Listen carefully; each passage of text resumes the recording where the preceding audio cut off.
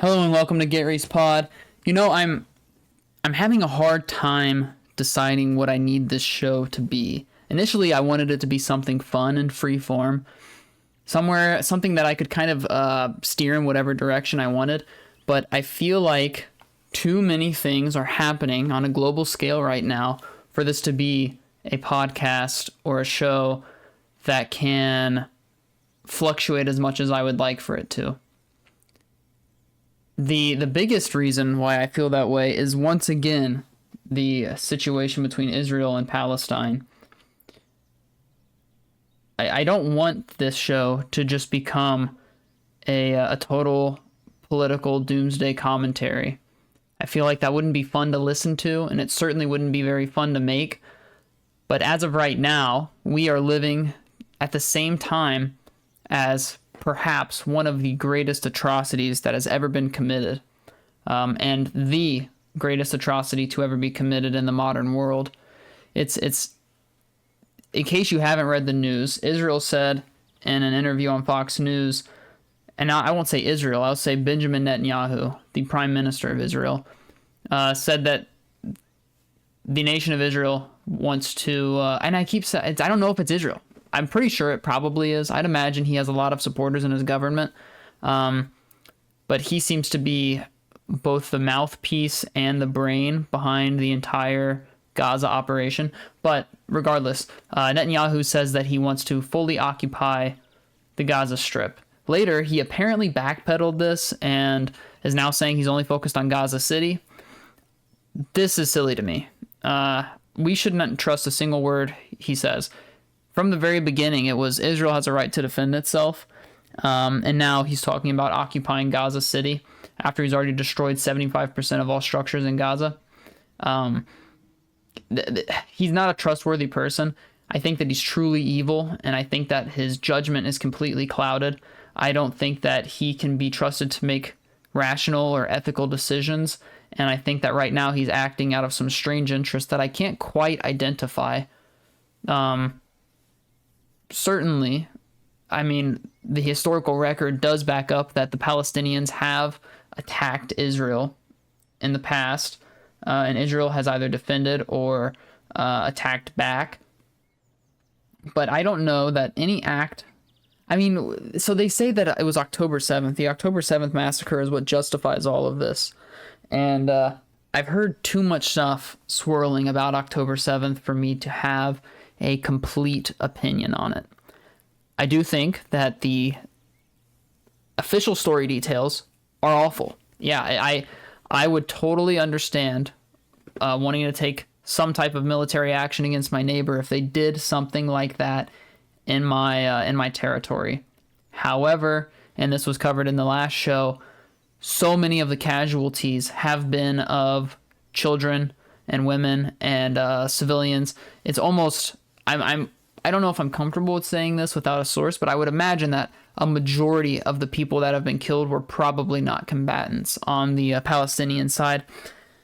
But like I said, I have no source to back that up. That's just coming off of my dome. But yeah, so the reason why I'm talking about Israel again is one, yeah, it should be covered and it should be talked about that Benjamin Netanyahu wants to take over and occupy Gaza. That should be talked about. But I also think that it's so important to talk about because it's happening now. And people talk about the Holocaust and they talk about slavery and they talk about all of these other atrocities throughout history. And they like to say that, well, if I was there, I would have participated in the Underground Railroad. I would have let the Jews hide in my home. You know, people say these things, but it's happening. It is happening right now. And in the modern world, all you have to do is say something. All you have to do is speak. But that's not happening. People are, for whatever reason, still being surprisingly silent about this. And I feel that it would be wrong for me as a Christian and as just an ethical human being to allow this all to happen and say nothing at all. I feel like I am complicit in it, or implicit. I don't know which one you use there. Complicit or implicit? I'm one of those. I'm accessory if and I'm complacent to the entirety of the situation if I say nothing. I feel like I need to say something to let people know that this is a pervasive issue, and it is seeded like all different areas of the world, all different areas and demographics. It's in their brains. Like, it's in my brain. I'm a 20-something Christian in the Midwest, and I'm thinking about it quite a lot. I don't come from a liberal background. I'm not college educated. I wouldn't say I'm really a Republican either. Things have become very, very interesting with this new Epstein stuff, but I think it's very important that we start to acknowledge that it's happening and that we start talking about it. From my position in life, I don't really have a million avenues to do a whole lot, but I do have a computer and I have a microphone and I have the internet. So I think that by broadcasting my voice and encouraging other people to do the same, I am able to, I would like to say, begin to wipe some of the blood off my hands, but I think there's just too much, man. I think there's just too much. I think this is something that, as Americans, and the American people aren't really to blame for this. We've been lied to for quite a while about Israel, but I think that Americans are going to have to be paying for this for a while.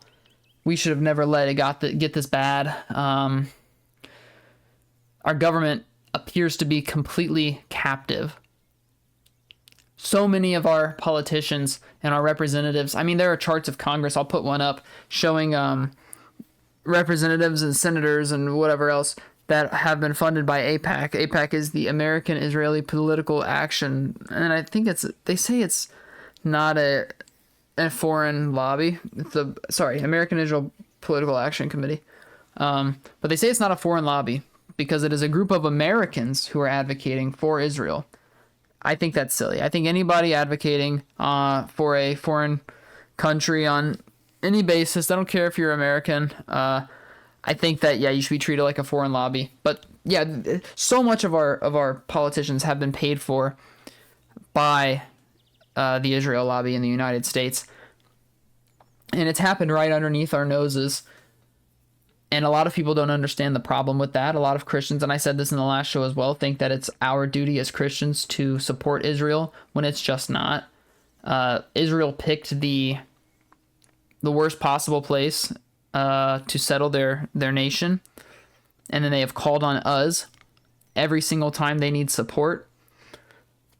And in times where we were largely uninvolved, they would do some shady things to drag us in. Google the USS Liberty. I don't want to get into too much of that.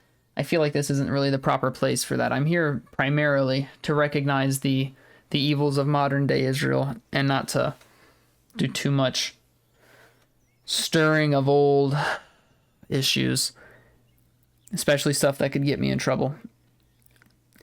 I don't know that I subscribe to any particular theory or line of thinking. I just think that the official story has too often and too conveniently painted Israel as the superhero and as the damsel in distress victim, when that's just very, very unlikely. Something that someone once told me was, and this is a popular saying, that history is written by the victors, and that's true. That's certainly true. You don't let the guy who loses the war write the history book. And so what I heard from someone else was that, what are the chances that throughout all of history, the good guys won every single battle that ever happened? And I said, yeah, that's probably very unlikely. The good guys probably lost a lot. So bad guys probably wrote a lot of our books. And they said, and now they didn't say anything. This is now just me. What are the chances that in every conflict Israel has ever been involved in, that they were the good guy and they were the victim and they were just being picked on? It's probably pretty low. It's probably pretty low. As a regular person who lives my day-to-day life as normally and boring as I possibly can, I'm not involved in too many conflicts. But when I am, it's usually not because someone just wants to be mean to me. Typically, a conflict is two-sided, even if inadvertently two-sided. Someone doesn't often just want to fight you for no other reason than wanting to fight. And if they do, they'll usually communicate it pretty blatantly. So to say that Israel is just all of their neighbors hate them and nobody knows the reason why, I think that's very silly. And the religious angle, where it's because they're Jews and their neighbors are Muslims and Muslims hate the Jews. I mean, that comes from a fundamental misunderstanding of Islam. I think that Islam is heresy. I think that what they do is wrong.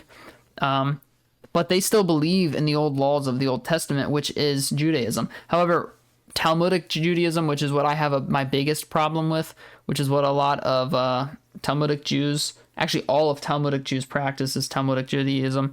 I have a pretty big problem with that, and I would understand the Muslims not liking that, but they have a lot of similarities, whatever. Essentially, what I'm saying here is that to claim that it's just because religious Jews are antithetical to the Muslim mission is very silly. Very, very silly. The old laws that were talked about in the Old Testament and in the Torah, they are still regarded as the word of God to Muslims. Muslims still regard Jesus Christ just not as the Son of God, which is wrong. That right there is your biggest reason why you should run away from Islam, is that they will recognize that Jesus existed, recognize him as a prophet of God, but then ignore absolutely everything about his story, all of the miracles he performed, his death and resurrection, and any time he ever claimed to be God. They will just say, nope, that he was just a prophet. He was just a prophet. I might have gotten some details wrong there, but they don't believe he was the Son of God, which completely invalidates the entirety of their religion. And sure, we'll go on. Why not? We'll talk about that as well. Judaism, the crux of the Old Testament, which is the Torah. So before Jesus Christ, there was one religion. There was many religions. There was many pagan religions, but the primary religion was Judaism. You read the Old Testament or the Torah, and you would practice the laws and whatever else that you were learning from there. However, the Old Testament / Torah constantly was prophesizing the coming of a Messiah. And it gave a lot of different details and a lot of different future events that this Messiah would fulfill to prove that they're the Messiah. And Jesus Christ came about and fulfilled every single one of them. A lot of this was said in Isaiah. There's a lot of controversy about Netflix removing the verses of Isaiah that prove the existence of Jesus Christ as the Jewish Messiah. They removed it from the Passion of the Christ movie, which is pretty interesting. But yeah, Jesus Christ fulfilled all of these different prophecies, and that is incredible to me, that he fulfilled all of them. But the Jews, for whatever reason, didn't like it. They said, no, he's not the Messiah. He is not the Messiah. And they fought tooth and nail to ensure he was killed, which the Torah said would happen. And the way that he was killed was even prophesied by the Torah, which is pretty incredible. The reasons why they didn't believe he was the Messiah, who knows? The Old Testament spoke of tithing, 10% of your income going to the church. Jesus Christ didn't believe in that. It was possible that there was an economical motive to it, because all of these Jewish temples are no longer going to be funded with 10% of everyone's income. But that's neither here nor there. There were many reasons to not like Jesus if you were someone who believed in the Old Testament and didn't like his new gospel. But the new gospel of Jesus Christ is one that is very, very selfless, which is an interesting contrast from most other religions. A lot of other religions, this includes Christian adjacent ones like Mormonism, a lot of them are built around pride, but they claim not to be. They claim to be built around humility, but they're all built around pride.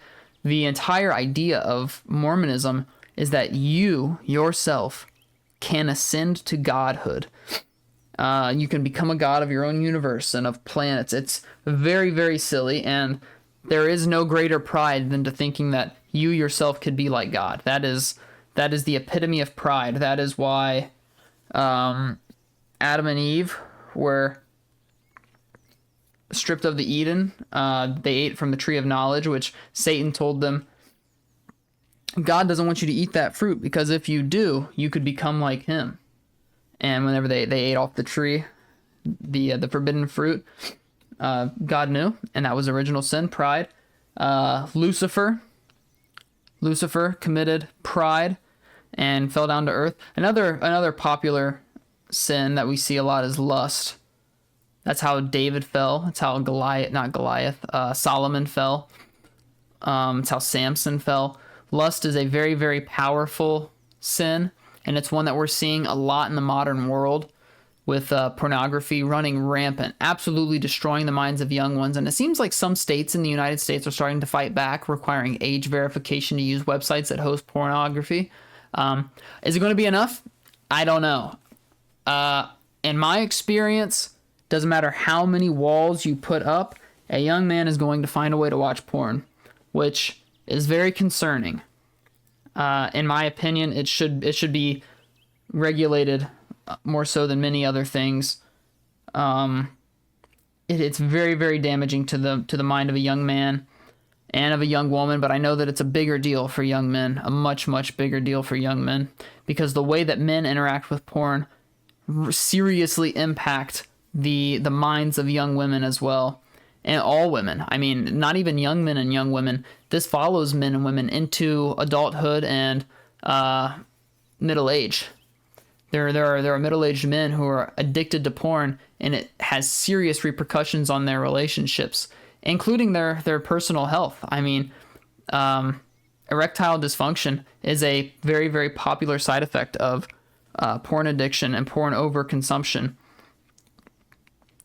But what do I know? I mean, I think that the 7 deadly sins as outlined by God are spot on. Spot on.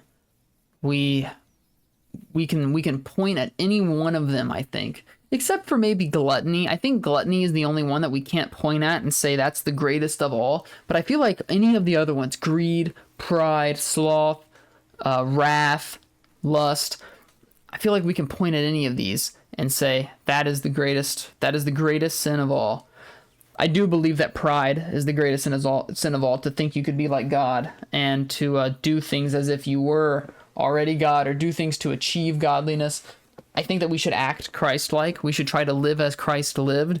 But I think that claiming that we could be Christ, that we could attain any sort of divinity like he had, is woefully wrong and undereducated, and obviously prideful. Switching gears, because I don't know that I want to do a whole lot more preaching. I want to talk about something fun at some point. So, I'll tell a story, not political or religious. I was trying to play the Battlefield 6 beta yesterday. Was looking forward to it. The trailers have all looked very, very good, and so I was quite excited. However, when I tried to launch the beta, it told me I needed to edit my BIOS to allow my PC to boot into safe boot. Didn't know what that meant, so I read an article on the EA website, and then another one on the Gigabyte website, which is the manufacturer of my motherboard. I went into my BIOS, edited a handful of things, and blue screened my computer for like 3 or 4 hours. It got so bad to where if I hit the power button on my computer, all of my fans would spin up and then turn off, and then spin up and turn off, and my computer would continuously power cycle for 3 or 4 minutes until I unplugged it and ran it again. Got into the BIOS, messed around with a bunch of stuff, eventually got it to work and decided.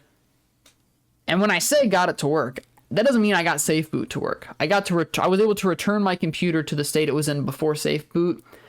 However, all of my drivers were messed up now, and now my audio is super weird. Whenever I listen through headphones, it's like I can hear like a heartbeat or something through my headphones. Very, very strange. I have decided that I will not be playing Battlefield 6 as long as they require that. And the reason, so this is my understanding of why they want me to have safe boot. Safe boot allows programs to begin immediately running whenever your computer is turned on.